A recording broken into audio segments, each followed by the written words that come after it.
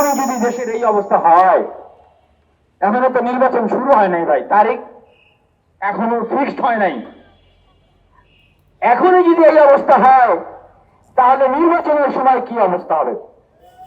এই প্রশাসন কি পারবে নিরাপত্তা দিতে? না, যে 300 আসনে ইলেকশন হবে 300 আসনে জরুরি অবস্থা ঘোষণা করে দিবে নাকি? দেখেন, আমরা যেই মুহূর্তে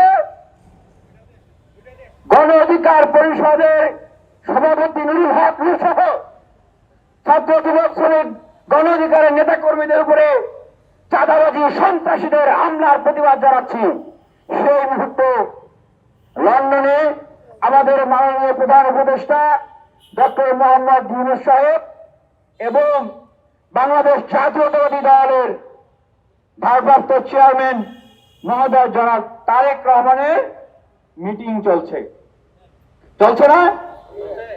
আমরা এই ঢাকার পল্টন থেকে বলতে চাই, আমরা আন্দোলনের অগ্নিগর্ভ থেকে বলতে চাই, আমরা রাজপথ থেকে বলতে চাই, আমরা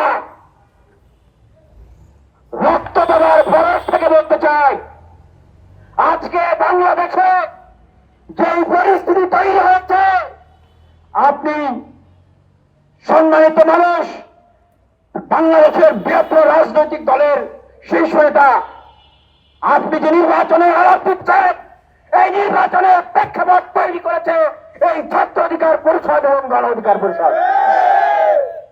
যদি 2018 সালে কোন সংস্কার আন্দোলন না হতো, 19 সালে ডাকসু নির্বাচন না হতো, ছাত্র অধিকার পরিষদের নেতৃবৃন্দরা বারবার মার খেয়ে আবারও যদি বিশ্ববিদ্যালয়ে ছাত্রলীগের অত্যাচার নিপীড়নের বিরুদ্ধে বুক চেতিয়ে না দাঁড়াতো, বাংলাদেশের তরুণ দামালদের বুকে প্রতিবাদের অগ্নিস্ফুলিঙ্গ না তৈরি করত, বাংলাদেশের মানুষের ভিতরে বিপ্লবের স্পৃহা না তৈরি করত, তাহলে আজকের এই গণ অভ্যুত্থান কি হতো?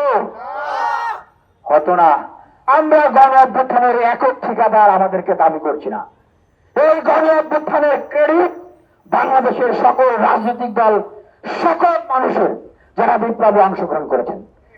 আমরা এতদিন এই কথাগুলো বলি নাই। আমি চ্যালেঞ্জ করে বলছি, এখানে সাংবাদিক ভাইয়েরা আছেন, এই যে 24শে বৈষম্যবিরোধী ছাত্র আন্দোলন যে কমিটি হয়েছে, সেই কমিটির আপনারা পরিসংখ্যান করেন, সেই কমিটির ভিতরেও কোন ছাত্র সংগঠনের নেতৃবৃন্দদের সংখ্যা বেশি? আমরা এগুলো কখনো বলি নাই। জাতীয় ঐক্য নষ্ট হবে, জাতীয় সংহতি নষ্ট হবে। যখন জুলাই আন্দোলনের সময় আমাদের ছোট ভাইরা ডিবির কারণে, ডিবির যে অফিসাররা ছিল তখন, এই শয়তানগুলার, এই পিশাচগুলার অত্যাচারে মার খেয়ে তারা যখন বললো যে কি আন্দোলন প্রত্যাহার করলাম, বলে নাই? বলেছে কিনা বলেন? সাংবাদিক ভাইরা সাক্ষী আছেন, বলে নাই আন্দোলন প্রত্যাহার করলাম। কিন্তু একটা মানুষ যিনি ডিবির কারণে ফুটবলের মতো যাকে লাঠি দিয়ে অত্যাচার করা হয়েছে, নির্যাতন করা হয়েছে, যাকে মেরে ফেলার হুমকি দিয়েছে যে তুই আর যদি কথা বলিস তাকে মেরে ফেলা হবে, তিনি প্রিজন ভ্যান থেকে বলেছে 90% পতন হয়ে গিয়েছে, আর 10% ধাক্কা দিতে হবে।